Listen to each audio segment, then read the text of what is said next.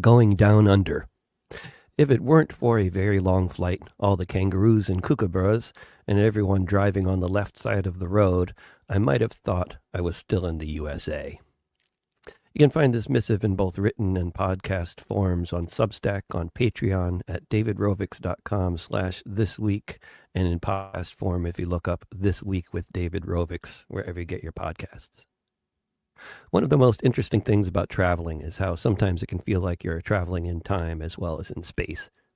Like how going to Scandinavia involves so many reminders of what life must have been like, or more like, 60 years ago in the U.S., when the rich were still taxed, housing was affordable, and higher education at a state school was almost free. A trip to Australia, by contrast, feels more like traveling back in time about 5 years.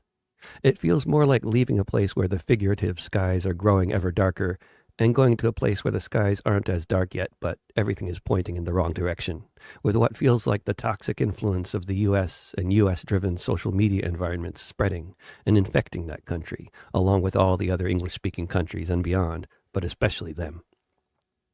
The ever-present and ever-relevant backdrop of my trip, which began just after the beginning of July and ended on July 26th, included the ongoing daily massacres conducted by Israel and the U.S. against starving Palestinians in Gaza, the ever-expanding famine there, and the ever-increasing ranks of shrunken, starved children dying of malnutrition.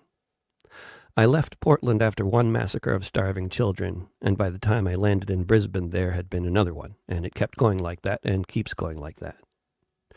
I left Portland on July 3rd, and by the time I crossed the international date line, it was July 5th. I completely missed July 4th. By a happy accident. Life on Earth continued while I was missing Independence Day, however. By the time I landed in Brisbane, I was hearing about scores of people being arrested in London and other cities in England for holding signs saying, "I support Palestine action, I oppose genocide." The British Parliament had voted by an overwhelming margin to label Palestine Action a terrorist group, despite the fact that no one acting under the banner of Palestine Action has ever harmed another person, let alone killed one. But expressing verbal or written support for the group on a piece of paper had become an offense, potentially imprisonable by 14 years. Something else that had just happened before I left the U.S. was a young man I know in California had his home raided by the FBI, which seemed to be entirely due to his involvement with anti-war organizing. What distinguishes him from so many other activists whose homes have been violently raided by police in recent months is that he is a white U.S.-born U.S. citizen. After a little jet-lag recovery time and a beautiful drive down the coast from Brisbane, the first gig on the tour for Kamala and I was in Newcastle, New South Wales. Newcastle is one of at least 2 cities in Australia that used to have the nickname of Steel City, in the days when there were lots of steel mills. The opening act was a brilliant fiddle player whose stage name is Steel City Sue, in fact. That first gig happened in a place called the Resistance Center, located in the center of town across from a big university building. There's a profound significance to the fact that the first gig, as well as the one in Brisbane, happened at one of these centers. Resistance Center is the name used by the left political party, most recently calling itself the Socialist Alliance. The Socialist Alliance is not a cultural organization. It is a left political party that runs candidates, prints a weekly paper, organizes protests and other events. But this party, both since and prior to its most recent name change, frequently makes use of its resistance centers to host touring musicians like me. In past tours, the numbers of venues I played that were affiliated with the Socialist Alliance has been an even larger percentage, long before my singing partner was a member of the party. Left political parties, and far beyond the left, political parties more generally, along with unions, corporations, and other organizations, using their buildings and activating their networks to host musical events, is, historically and around the world, completely normal. In fact, this kind of thing is generally seen as a vitally important element in the project of building and sustaining a party, an organization, and/or a social movement historically and still today around the world, excluding some of the most prominent English-speaking countries, such as the US, the UK, and Australia. For people from these countries, it may seem particularly notable and unusual to hear about a musician performing in the offices of a left-wing political party. For that matter, for people living in the U.S., the idea of a left-wing political party having a physical office at all may be surprising in itself. I wish that were a joke, but it's not. Every one of the gigs we did from Newcastle on was well attended and organized by highly competent organizers that I've worked with before, all of whom come from different sorts of activist orientations. Some are coming from Socialist Alliance, others coming from groups or networks associated with the rights of refugees or opposition to the war on Gaza, or from the environmental movement. All of them support the idea of more music in the movement, for the same reasons I or any other sensible person does. I accidentally organized our little tour in such a way that we were in Sydney on the weekend of a rally for Gaza there, and we were in the Australian capital of Canberra for rallies the following weekend that coincided with the opening of Parliament for the legislative season. The Sydney rally, as with the one we sang at a year earlier there, was attended by many hundreds of people, roughly half of whom appeared likely to be Muslims or from majority Muslim parts of the world. Events on the stage were well amplified, with people standing on the back of a pickup truck. We did 2 sets, before and after the march. The few speakers that were involved all made powerful points and came from various backgrounds. Just 2 weeks before that Sydney rally, a much-loved local activist, Hannah Thomas, was struck by a cop at a protest and was at risk of losing the sight in one of her eyes. Undeterred, word was she was in the crowd. Days before the rally, federal police raided the home where a 61-year-old Palestinian grandma from Gaza was staying with her son, having arrived from the war zone on a tourist visa. It was a violent pre-dawn raid that caused this war refugee obvious emotional trauma. With no explanation that I've heard of, and after some outcry and some international news coverage, the authorities released her a week later. While she was detained, I wrote a song about her, but she had already been released by the time we recorded it. Similar to the Sydney rally, but with a smaller crowd, the iteration of the weekly rally that they've been having in Canberra since October 2023 that we sang at once again was organized by people who enthusiastically welcomed our musical participation. Headed up by a Muslim woman named Diana, who deeply believes in the power of music and culture as part of a social movement, and told me so on several occasions during our time in Canberra, where we ran into her everywhere. At this rally in Canberra, they have taken to holding a sort of memorial for someone who died in the war on Gaza, often a memorial for a child. It's a powerful way to tell the story of the genocide through the example of one person, in one family, in one place, which is the sort of human-scale story we can all relate to so well as humans. Following that local rally of the Canberra Palestine Solidarity Group was a national convergence, as it was being billed, around calling for Australian sanctions on Israel. At least 1,000 people, by my observation, came from all over the country to attend the main rally on Sunday, quite a few of whom stuck around for more events on Monday and Tuesday, involving various workshops and more rallies. What was abundantly clear from being involved with these events was, on the one hand, there are lots of wonderful people who are desperately concerned about the ongoing genocide they're bearing witness to every day, who came to Canberra to do something. This was a highly select and motivated group of people, beyond doubt, if you struck up a conversation with most anyone. Kamala and I hosted a workshop on the importance of music and culture in social movements. What was very clear from that very well-attended workshop was that there were many, many people who came to this convergence with exactly the same sorts of ideas that I and other people like Pete Seeger and so many others are or were always going on about, that social movements need music and culture to grow and thrive. After the workshops, some young activist musicians led a march around downtown Canberra, where we visited various stores of companies on the boycott list for one reason or another.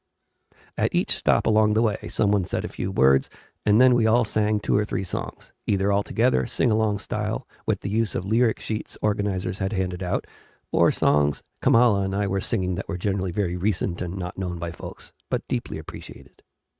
Many people involved with that singing march seemed to be profoundly impacted by it, commenting that passers-by were interested in what was happening, rather than put off by it. The orientation of the people at the workshop, and those at the local rallies around culture, was in stark contrast to the organizers of the national rallies. Both Kamala and I were struck by the similarity in tone and content at these national rallies and the tone and content of what was going on the stage at the National Convergence Against the War on Gaza that we had attended together in Chicago a year earlier. The striking similarities were that there was an almost total lack of live music or any other form of culture represented on that stage. It was almost entirely one person yelling into the microphone after another. Very few people spoke at a normal tone, trying to tell an engaging story about the horrors we were all there to protest. Most shouted, and much of the time it was unclear whether they were directing their anger at the Australian government and its complicity with this genocide, or at the people in attendance at the rally.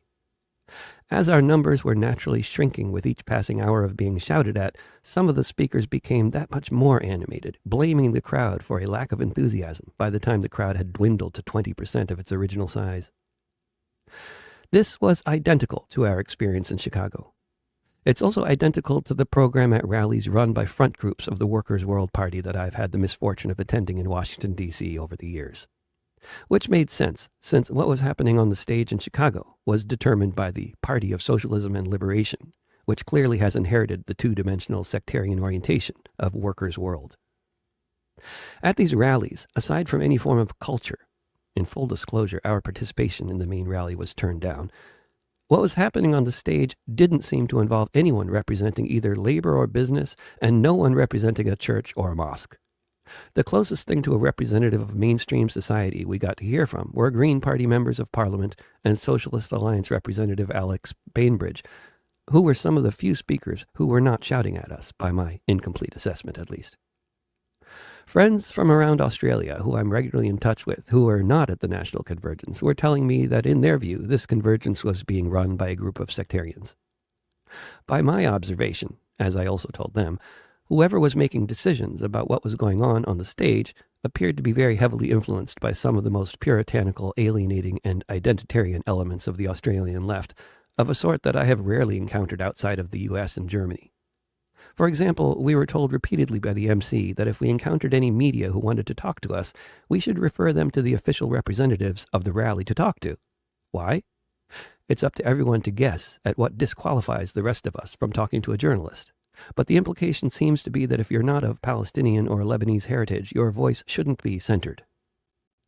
The most bizarre aspect of this particularly toxic rendition of identity politics is that you'd be hard-pressed to find anyone in the actual Arab world who thinks this way. Anyone in the Arab world seems to know very clearly that everyone everywhere should speak out in whatever ways might best communicate to their people to stop this genocide. None of them are talking about centering Palestinian voices. This is a form of thinking in a world with very, very few actual Palestinians in it, and fewer by the day, that is completely toxic and counterproductive. And it is a form of thinking that is quintessentially American, and now Australian as well. It has its origins in American universities, among members of the privileged American elite desperate to convince themselves that they were something other than what they were. It's a perspective that leads automatically to atomization and isolation as little groups continue to subdivide in order to feel more important. It's the opposite of the kind of inclusive movement building we so desperately require. But equally notable to me was the lack of influence of this sort of sectarian thinking on anything else that was happening in Canberra. Most of those involved with the convergence seemed to be very dedicated activists from various communities, sometimes involved with bigger organizations, usually not, but all passionate people who all seem to think we need more music in the movement, though I'm admittedly a biased source for this sort of observation, since of course it might be disproportionately people who think this way who would be seeking out a conversation with me in the first place. But certainly my observation applies to hundreds of people who are there, a large chunk for sure. How is it that their view on the importance of putting on events that are engaging and help build a movement is so absent among those deciding on the programs, on the stages of the national rallies? It's a question that probably has many answers, all of them correct. It would be much too simplistic to attribute the dismally alienating and disheartening, totally non-musical rally program to a small group of dedicated sectarians. Or even if the situation could be characterized that way, crucially important questions to answer include: how does a group's leadership develop this kind of orientation in the first place? How does a group's leadership become so disconnected with society that they think for a moment that this is the way to organize a rally? How do participants in such a movement get to the point where they're ready to put up with this kind of thing? I'll define what I mean by left for a moment. Those whose thinking is so much more radical on issues around the distribution of wealth, the rights of people, or militarism, that they are generally not represented in the legislatures of Australia at most any level of government. Although participants in the broader convergence and those attending the rallies and marches came from many walks of life, the left, as I've defined it, has become a phenomenon that seems to be, at the level of actual organizing, completely disconnected from society in Australia, as well as in the US. What do I mean by this? Or how is this disconnection in evidence? And how did the alienation of the left become so normalized in the Anglosphere, whereas in most of the world the left is very deeply a part of the society, steeped in the culture of their society and beyond? In countries where this disconnection hasn't happened to such a degree, or at all, protests or most other big gatherings of people are full of cultural representations of the feelings of people about the war in Gaza, as the case may be. They are full of music and full of people who will readily state what is to them abundantly obvious, whether they're from Asia, Africa, or Latin America, that music is the beating heart of the movement. In so much of the world, in so many countries less impacted by the corporate music industry, very radical musicians are some of the most well-known and well-loved celebrities. On the stages at such protests in countries where this disconnection has not happened, the people speaking between the performers represent major blocks of society.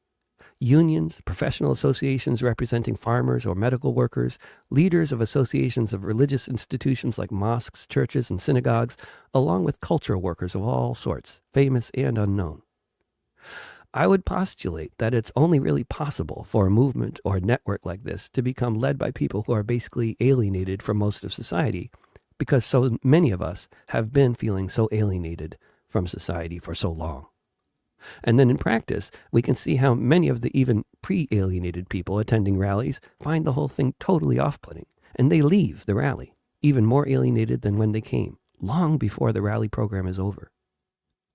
What we witnessed earlier this month in Canberra, and last summer in Chicago, and for me on so many prior occasions at different points in the US, was so far from how a functional movement puts on a rally that it would be hard to know where to begin deconstructing the insanity inherent in thinking a movement can be built by people who are yelling at those in attendance about how they're not working hard enough at their anti-imperialism or cheering loudly enough. Even in the darkest times, in the vast majority of the world, and in past eras in Australia as well as in the US, the left, as defined above, was deeply connected with society, and society was represented broadly in the crowds and on the stages. Most especially on the stages, cultural workers were in abundance. They are known worldwide to play the role of the glue that holds everything together, without which it all falls apart. That it all falls apart without that glue keeps on being proven again and again in my lifetime, as I watch one social movement after another drown beneath the weight of its own social alienation, one of the most depressing examples being what happened on so many of the stages at the rallies that the media dubbed the racial justice movement circa 2020, which seemed to be driven by a sort of guilt-ridden tokenistic form of progressive puritanism designed to alienate all allies, one group at a time. In our discussions about the need for more music in social movements, a phenomenon which Kamala has increasingly come to observe in her international travels with me, we started talking about organizing a tour that included not only concerts in resistance centers around Australia, but also workshops to help people think about different ways they can introduce more music and culture, art, food, puppetry, poetry, group singing into their activities and events. At this stage, by my estimation, in much of the English-speaking world, it has been 2 decades since the last time having music fill up half the program at a rally was standard procedure. While there is lots to criticize about past movements everywhere, the decision to include music in their rallies is not one of those things. That was one of the things they were doing right once upon a time. Not just since the 60s either. This is not a generational question. The non-musicality of the left in the Anglosphere today is, as far as I know, a new phenomenon, one that was not at all an issue in the 60s or in the 30s or in the beginning of the 20th century before that, all times that saw seismically massive and massively musical social movements, all of which changed the world in dramatic ways. In the past, the degree of emphasis on the arts as a tool for organizing has varied widely, from movements that used it brilliantly and so effectively, along with those that didn't so much. But the general assumption that it should be part of things was widespread, as it still is in most of the world today. Now that this is no longer the case, now that it has been for many young people their entire lifetime that so much of the organized left has been essentially non-musical, it has been occurring to both Kamala and I, among others, that an important job for cultural workers like us at this point is to reintroduce music and its relevance to the left, under the assumption that people can't make use of things they aren't thinking about as useful, or that somehow or other they have become convinced is something frivolous or trivial. We need to reconnect ourselves with culture, with music, with the vital importance of things like singing together, eating together, and turning protests into festivals of resistance, which are more like festivals than what we Anglospheric mutants think of as protests. These are the kinds of protests that have a history of growing rather than shrinking, while they're happening as well as over time. It's not a guarantee, but what is a guarantee is the non-musical protest movements will tend to stagnate and die. When I hear well-meaning left intellectuals talk about different strategies for building an effective movement to oppose wars and authoritarian governments and whatever else, I feel like shouting, but wait a minute. We are so far from being in a position to effectively think about implementing such strategies in this anemic state. They are talking about doing things that are very necessary. Either way, it seems obvious to some of us that for a real resistance to get off the ground, first we need to grow, which will require learning how to use culture and learning how to stop systematically alienating everyone who comes to our biggest rallies. I don't believe in omens necessarily, but whether there's meaning to be derived from it or not, I left Australia on July 26th, Australia time, and by the time I landed in Portland on the evening of July 26th, US time, one of the most influential musicians for left movements in the Arabic-speaking world and one of the most influential musicians in the English-speaking left both died. Ziad Rabbani in Lebanon, son of Fayrouz, died at the age of 69. And Tom Lehrer died in his home in Cambridge, Massachusetts, at age 97. Another thing that happened on that very day of July 26th, when Reiko and the kids picked me up at the airport in Portland, we went to visit our eldest daughter where she works, which happened to be right smack on the route of the annual Naked Bike Ride. I've lived in Portland now for 18 years, but I'd never gotten around to either participating in or witnessing this annual event. Sure enough, as I had heard, the street had been taken over by naked people riding bicycles. My kids and I watched as they went on and on, many thousands of them. Incidentally, a larger group of people than I've ever seen at a protest in Portland. I don't know if everyone who participates in a naked bike ride is up for civil disobedience to oppose a genocide, but if you can get thousands and thousands of people to violate social norms as well as nudity laws and risk the opprobrium of elements of the public, I'd say this would be a good bunch to work on recruiting. And that is almost certainly a task for well-placed music and art, not for people shouting at them, judging from the vibe. 2 days later, another white male U.S.-born U.S. citizen had his home somewhere near ours violently raided by the FBI. This pacifist was told he was being charged with assaulting a police officer at a protest at the ICE facility in town.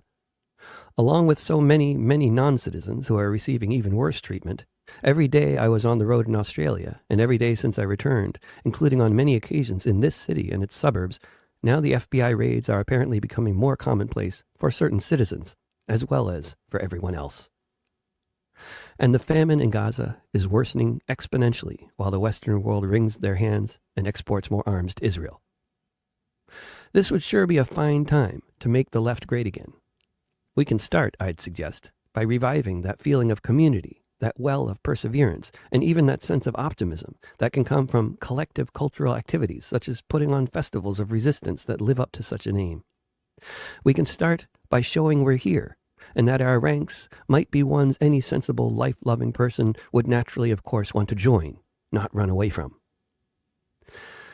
Of course, the future is unwritten, and everything could soon start moving in a much more positive direction than my observations on the state of the Australian left might seem to indicate. We are talking overwhelmingly about good people trying to do good things, regardless of the outcome of their efforts.